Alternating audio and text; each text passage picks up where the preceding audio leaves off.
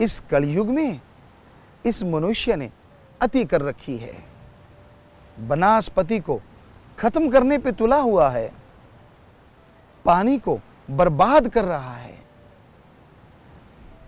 फसलों में पानी अंधाधुंध दिया जाता है।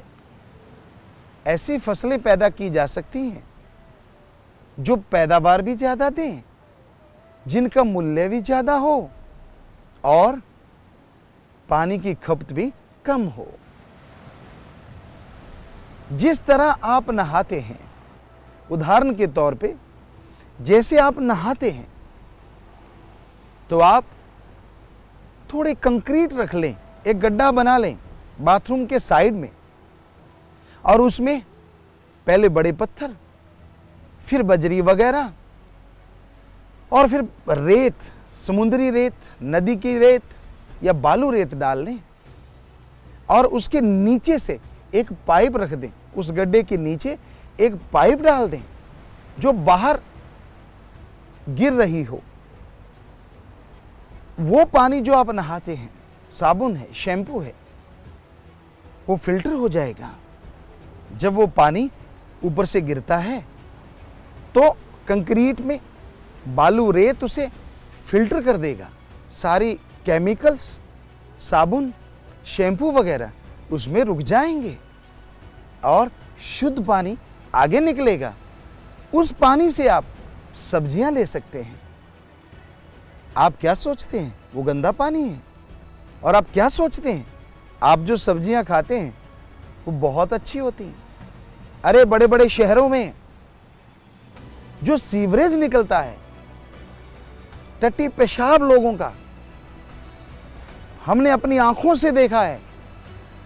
लोग उससे सब्जियां पैदा करते हैं, डायरेक्ट खेतों में जाता है क्योंकि उससे पैदावार ज्यादा होती है, यह कहा जाता है। और सच इतना नहीं जितना कहा जाता है। उसमें केमिकल्स होते हैं, जहर होता है। तो आप जो नहाते हैं वो इतना गंदा नहीं जितना कि आप शहर से वो सब्जियां लेके आते हैं जो सीवरेज से पैदा होती हैं। आपका पानी जो जाएगा वो काफी हद तक सही होके जाएगा। इस फिल्टर को और अच्छा बना देंगे तो 100% शुद्ध पानी लिया जा सकता है। आप नहा भी लिए, सब्जियां भी पैदा हो गई, और वो सब्जियां आपको बहुत आमदन देंगी, आपके घर के खर्चों में बहुत कटौती करेंगी। इसी तरह आप ब्रश करने लगते हैं। हमने देखा है आजकल के नौजवानों को, अधेड़ बुजुर्गों को, टोंटी छोड़ दी, टैब चल रही है और महाशय ब्रश कर रहे हैं। पानी यहां सिर्फ और सिर्फ 200 ml चाहिए, आप 20 लीटर तक बहा देते हैं। कितना अच्छा हो। एक गिलास रख लीजिए, टोंटी से पानी भरिए, टैप बंद कर दीजिए और एक गिलास में 150-200 ml पानी आएगा। आप ब्रश कीजिए और पानी से कुल्ला करके उसे खत्म कर दीजिए। इस तरह आप पानी बचा सकते हैं। पानी का अंधाधुंध प्रयोग इंसान के लिए बहुत ही दुखदाई है। बहुत सी बीमारियां पैदा हो रही हैं। गंदा पानी धरती में जाता है आपके कुओं के द्वारा, क्योंकि कुएं जो हैं वो डायरेक्ट रसायन को ले जाते हैं अंदर। अगर उनमें पानी गिरने लगता है, धरती जिसे मां कहा जाता है, पानी में जब जहर मिला के आप छिड़काव करते हैं तो इस धरती मां को आप जहर से नहला देते हैं। इसे अगर जहर से नहलाएंगे तो क्या आप जहर से बच पाएंगे? जिस तरह एक इंसान की मां जैसा खाती है, बच्चे पे उसका असर लाजमी होता है। उसी तरह धरती मां को जैसा आप बना रहे हैं, उसमें विष डाल रहे हैं, तो वैसे ही आपको खाने में या वायु वातावरण में धरती वापस कर देती है। इसलिए अंधाधुंध केमिकल का प्रयोग ना करें, पानी का इस्तेमाल ना करें। पानी का दुरुपयोग बहुत ज्यादा हो रहा है। शराब को लीजिए, किस धर्म में जायज बोला है? किसी भी धर्म में शराब को जायज नहीं कहा। शराब को बोला गया है इसे मत पीछिए, ये आपके लिए जहर है। पर यहां पानी का मुद्दा है। अरे शराब बनाने में बहुत पानी लगता है। हमें सुनने में आया कि लोग कहते हैं होली को, जो कि हमारा एक त्योहार है, पानी की बर्बादी है। हम उन लोगों से पूछना चाहेंगे, अगर कोई एक पिचकारी मारता है, 100 ml 200 ml पानी अगर किसी पे डाल देता है, वो बर्बादी है? या शराब की फैक्ट्रियों में जो अंधाधुंध पानी का इस्तेमाल हो रहा है, वो बर्बादी है? क्या कोई बता सकता है? बुद्धिजीवी किया है कैलकुलेट? सिर्फ शराब ही नहीं, और भी कई नशे हैं जिनमें पानी की बर्बादी होती है। तो आप उन्हें क्यों नहीं रोकते? उनके लिए तो कोई आवाज नहीं उठाता। क्यों पानी बर्बाद करते हो भाई? सिर्फ पानी बर्बाद नहीं होता, शराब बनी, जो पिएगा वो बर्बाद, घर में जाएगा वो बर्बाद, समाज में विचरेगा, घूमेगा, वो बर्बाद। क्या इतनी बड़ी बर्बादी को आपने रोकने का सोचा है? जरा सा किसी ने रंग डाल दिया, हो हल्ला हो जाता है। अरे जो शराब में पानी इस्तेमाल होता है, उसका भी तो हो हल्ला कीजिए, उसे भी तो बंद कीजिए। ठीक है, होली में पानी अंधाधुंध इस्तेमाल नहीं करना चाहिए, यह भी गलत है। लेकिन हमारे त्योहार बने हैं, उनको बंद करना भी गलत है। थोड़ा सा पानी लिया जा सकता है, और वो साल में एक बार आता है। लेकिन शराब तो दिन रात चलती है, तो उसे रोकना चाहिए। पानी को बर्बाद और भी बहुत तरीकों से किया जा रहा है। पानी को बचाना है। जिस तरह बरसात आती है, जो जमींदार भाई हैं, जो किसान भाई हैं, आपके खेत में कोई भी ऐसी नीची जगह हो, वहां पे आप एक डिग्गी बना लें। ज्यादा पैसा अगर आप नहीं लगा सकते, उसमें आप मोटा सा पॉलीथीन बिछा दें, और उस पॉलीथीन के ऊपर दोमट माटी अगर आपके पास है, वो बिछा दे। कहना ही क्या है, सोने पे सुहागा। चलो दोमट माटी नहीं है तो मोटा पॉलीथीन इस तरह से बिछा दीजिए, बहुत कम खर्चे में आपकी डिग्गी तैयार हो गई। बरसात का पानी बर्बाद ना कीजिए, उसे वहां इकट्ठा कीजिए।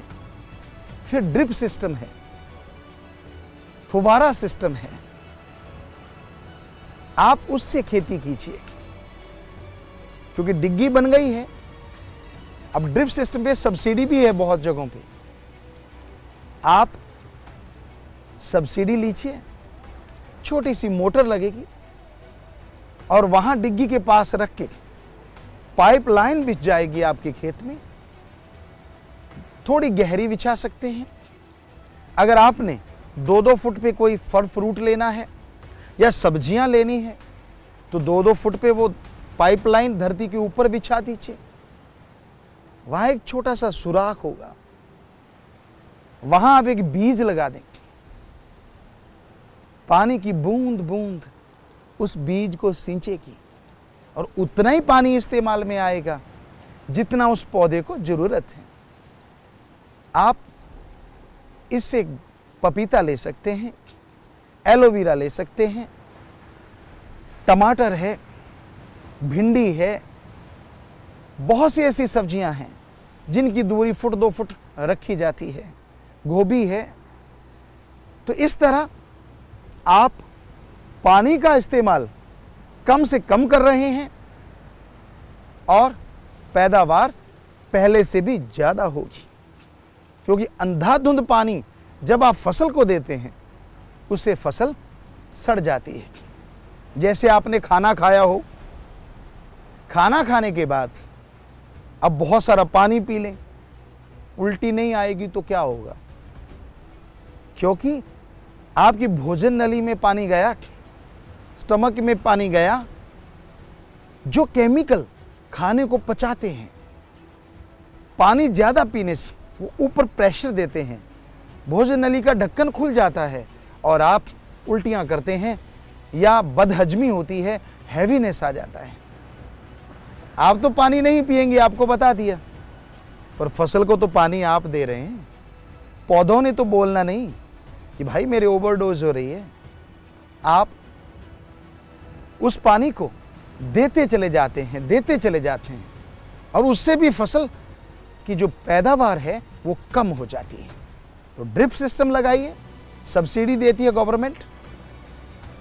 आप फुवारा सिस्टम लगाइए, सब्सिडी देती है गवर्नमेंट। और कई इलाकों में तो डिग्गियों के लिए सब्सिडी मिलती है। कितना बढ़िया हो अगर आप इस तरह से पानी बचाएं। शायद आपके दिल में आता हो और कौन सा पानी बर्बाद करते हैं। आप अपनी गाड़ी धोते हैं, ट्रैक्टर धोते हैं, प्रेशर एक बार शुरू कर लिया, बंद करने का नाम नहीं लेते। हमने देखा है अपनी आंखों से, चलाते चले जाते हैं, पानी यूं बहता है जैसे कोई नदी जा रही हो, और आपको लगता है नहीं, मैं तो ट्रैक्टर साफ कर रहा हूं, मैं तो पानी की बर्बादी कर ही नहीं रहा। कीजिए ट्रैक्टर साफ, कीजिए गाड़ी साफ, पर इस्तेमाल कीजिए वही टेक्निक जो आप अपने नहाने में करते हैं। यहां पे आप ट्रैक्टर धोते हैं थोड़ी ऊंची जगह, वहीं पे वो थोड़े से कंक्रीट वो फिल्टर बना लीजिए, देसी फिल्टर, और उसी पानी से आप फसल लीजिए। पानी बर्बाद नहीं होगा, बल्कि उसका इस्तेमाल होगा, उसका फायदा होगा और आप खुशहाल हो जाएंगे। तो पानी की बर्बादी रोकना अति जरूरी है। आज के दौर में साइंटिस्ट भी बुरी तरह से घबराए हुए हैं। कोई कहता है 10 सालों में, कोई कहता है 20 सालों में ऐसी स्थिति बन सकती है कि लोग पानी के लिए युद्ध करेंगे, पानी के लिए युद्ध हुआ करेगा। क्या आप ऐसी स्थिति के लिए तैयार हैं? अगर नहीं तो तैयार हो जाइए, उस युद्ध को आप टाल सकते हैं। वो युद्ध बदल सकता है। कैसे? जैसे आपको बताया, आप अपने खेतों में वो डिग्गी बनवा लीजिए, सब्सिडी होगी। बांध बनाइए, गांव के आसपास ऐसी डिग्गियां बना लीजिए, जितना भी पानी गांव से बह के आएगा, फिल्टर सिस्टम जो कि देसी आपको बोला वो बना लीजिए। वो सारा पानी उन डिग्गियों में इकट्ठा हो जाएगा और सारे गांव को पीने का शुद्ध पानी मिला करेगा। पर आप तो लापरवाह हैं। वाटर वर्क्स गवर्नमेंट ने बना दिए हैं या बनाएगी, पर उसका सही इस्तेमाल करना आपका फर्ज है। आपको तो परवाह ही नहीं है। पानी बहता है तो बहता जा रहा है। पानी की रोक अति जरूरी है, पानी की संभाल अति जरूरी है। तो गांव के जो सरपंच हैं उन्हें चाहिए, गांव का पानी जब बरसात आती है वो यहां से बह के जा रहा है, उस पानी को एक डिग्गी में संभाल लिया जाए। बड़ी सी डिग्गी बनाना अगर सारा गांव मिलके बनाए कोई बड़ी बात नहीं, और उस डिग्गी से पहले बड़ा सा फिल्टर बना लिए जाएं 3-4 स्टेप में, कोई बड़ी बात नहीं। वो पानी फिल्टरों से होता हुआ जब डिग्गी में गिरेगा वो शुद्ध पानी होगा। अरे मिट्टी वाला पानी भी अगर गिर जाता है, फिटकरी वगैरह उसमें डालिए, लाल दवा जो जिसे बोला जाता है वो उसमें डालिए, मिट्टी नीचे बैठ जाएगी थोड़ी देर में, फिर पानी इस्तेमाल किया जा सकता है। पानी की संभाल करो। नदियां नाले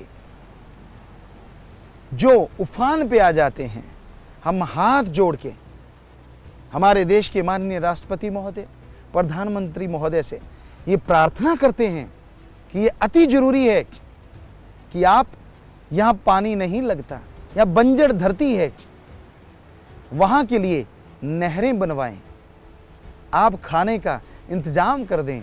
नहरें, जिन गांवों में नदियां नहीं, नहरें नहीं, वो गांव वासी खुद बना सकते हैं।